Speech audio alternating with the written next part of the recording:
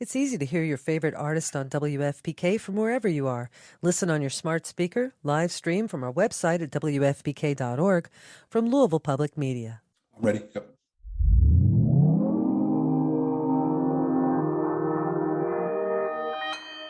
Consequence Podcast Network.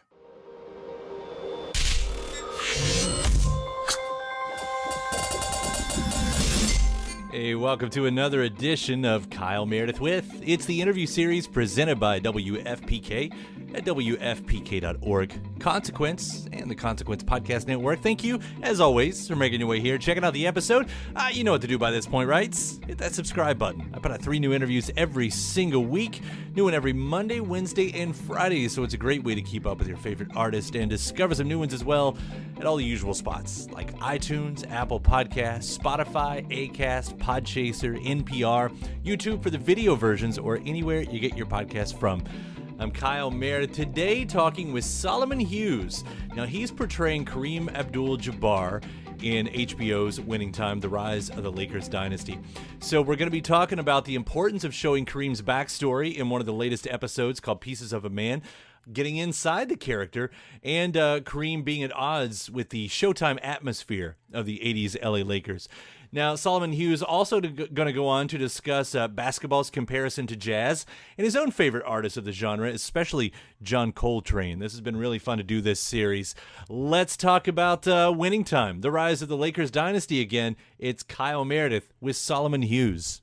Yeah, it's nice to meet you as well. Getting into, so we got the new episode here. Let's just talk about Pieces of a Man, because this is sort of your first real shining moments in this, but it's not just the story of basketball. I mean, this tells Kareem's story. Why was it important to do you think to get to this part, to tell this part of his story?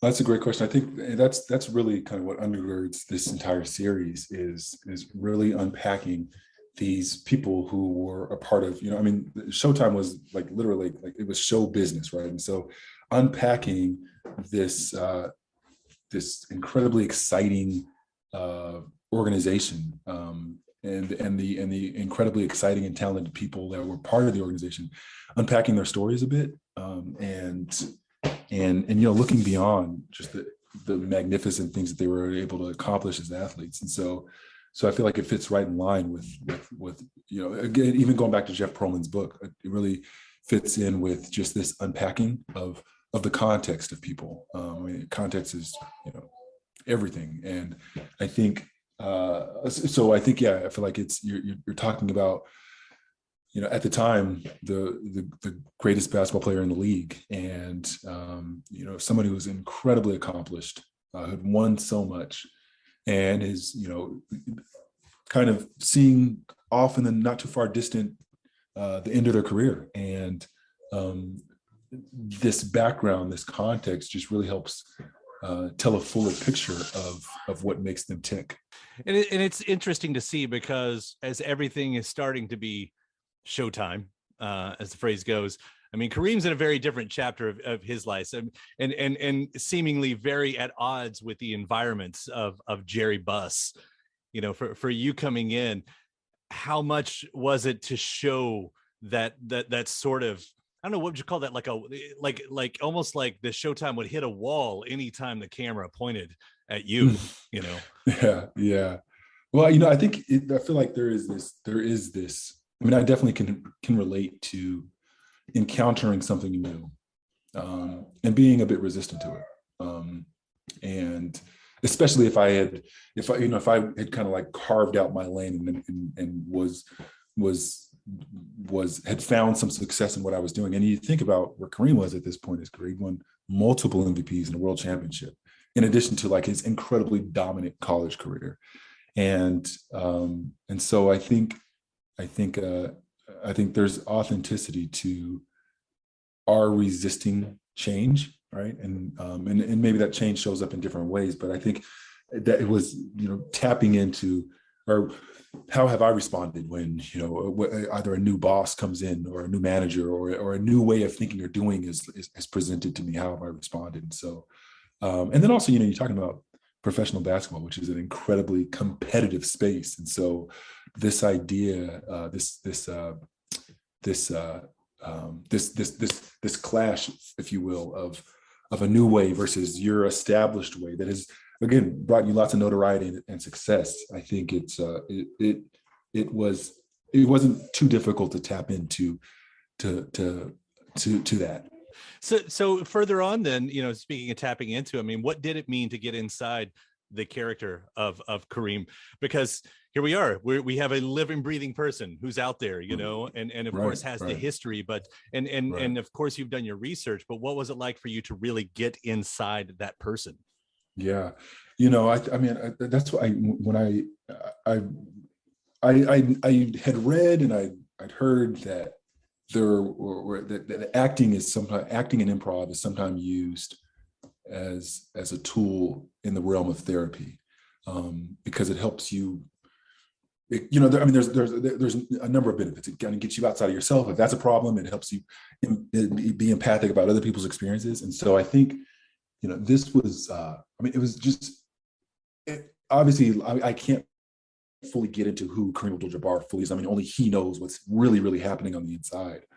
But to try to get close to that, it was terrifying, rewarding, daunting, and I think it's one of those things, like, even as I'm watching the episodes, my gratitude for the people that I was surrounded by, right? Because it really takes a village. I mean, when hair and makeup was done and I would look in the mirror, I felt like I did not see Solomon. So that really helped when I was going into set and I was preparing to engage and work with my co-actors. So yeah, I mean, I felt like it, what was fun was, I think that people that know me would know that confidence is probably something that I've struggled with for a lot of my life. And so really trying to embody his confidence, especially as a basketball player, right, was empowering for sure. So yeah, I mean, it was a wild ride. But yeah. Well, let me compliment you too, though, because on the surface, you've got this character who's sort of in this constant state of brood, but you tell so much with your face because, to kind of hold that and still to tell the history, we see the flashbacks, of course, but to kind of hold that in your face and in the way you talk, in the pacing and the movements and everything, it seems like you have to do a lot with a small parameter. Is that feel right? Oh, absolutely. I mean, you know what they say. It's like, communication is like one part are actually like vocalizing, right? I mean, I think that's I feel like when people talk about, being slow to speak, I think they're literally just oftentimes they're just thinking about vocalizing things, right? But your body language is saying so much, right? And so I feel like it was a help. I mean, just the writing is so good, and just the infrastructure around us was so good that I felt like it was, as challenging as this was, I felt like I could get to these places. I could get to the place where I was feeling this frustration just because of the moments that they were painting for us. So yeah, I mean, I think if anything, I think one of the things I'm taking away from this is being aware of just how much we speak without actually vocalizing. Have you spoken to Kareem, especially since this has started, at all? I've not. No, I've not. I did reach out around the time we were shooting the pilot, and there was the ask to connect was declined, and I totally can respect that. I mean, I can only imagine what it would be like to have somebody portraying you, on a TV show. So I did, but I as someone who's been a lifelong fan and as someone who I think I did a dissertation, I have a PhD, so I think I know a little something about research, and so I feel like I really wanted to engage in a rigorous manner, researching everything that he's written about himself, everything that's been written about him, everything in terms of, we're in the YouTube era. So there's a number of of opportunities to engage footage of him in interviews or him playing, etc. And so, and obviously that it's never going to be like we said from the outset, this is acting, right? So this is like you're creating something based off what you're learning about somebody else. Yeah.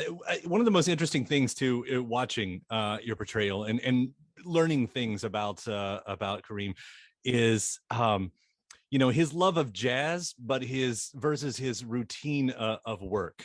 Like the jazz is in his ears, but it doesn't seem to connect with the opportunity for the jazz on the courts. And I don't know if you've seen that, coming from the game too, and reacting to coaching styles. I mean, that version that was being pushed there, versus everything else. Like, I don't know, do you favorites of styles? I mean, did you connect with that? You personally is what I'm saying.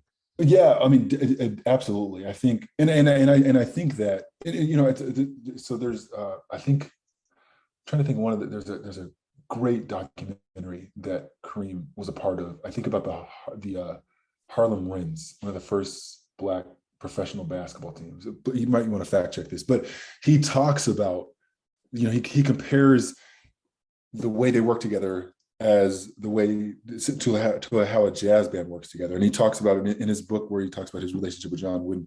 He talks about always talking to John Wooden about how basketball is like jazz, the improvisation, et cetera. And so I will say, when I was preparing for this and I would go and train, I would listen to jazz music. And I've been a fan all my life, but I would listen to it. And I felt like it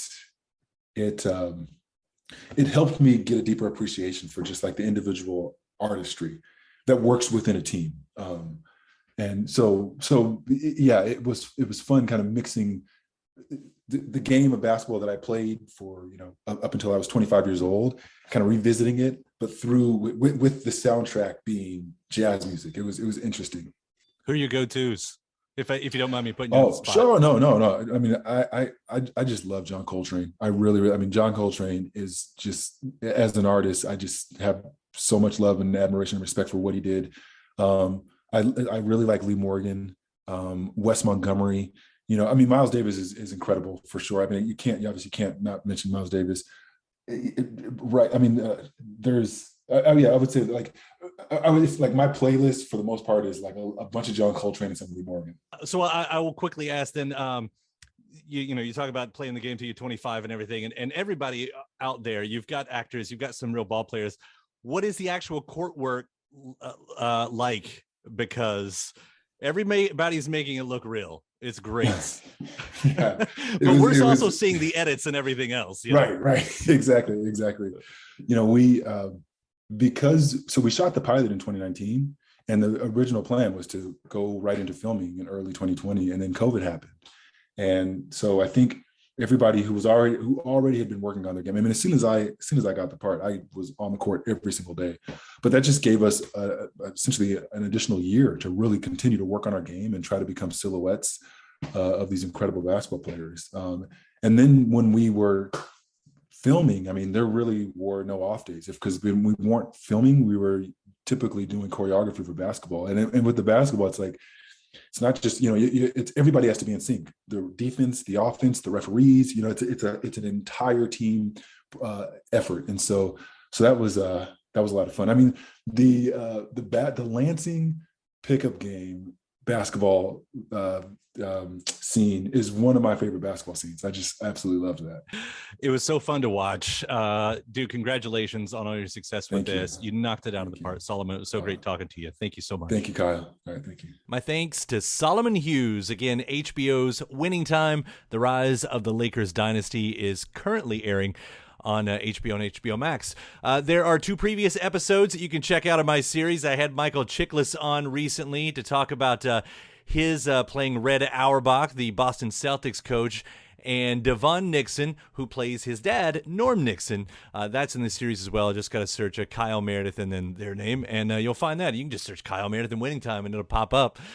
But go ahead and do that. And while you're doing that, hit that subscribe button. Again, brand new interviews Monday, Wednesday, and Friday 3 times a week to keep you up to date with your favorite artists at iTunes, Apple Podcasts, Spotify, Acast, Podchaser, NPR, YouTube for the video versions, anywhere you get your podcast from. Subscribe to Kyle Meredith with. Then after that, head over to WFPK.org, where I do a show Monday through Friday, 6 p.m. Eastern.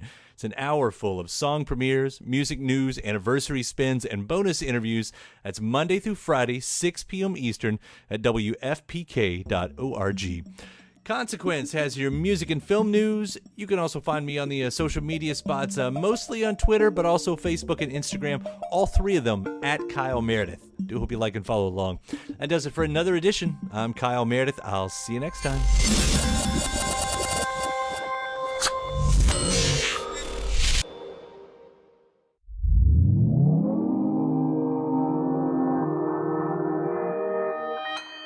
Consequence Podcast Network. It's easy to hear your favorite artist on WFPK from wherever you are. Listen on your smart speaker, live stream from our website at WFPK.org, from Louisville Public Media.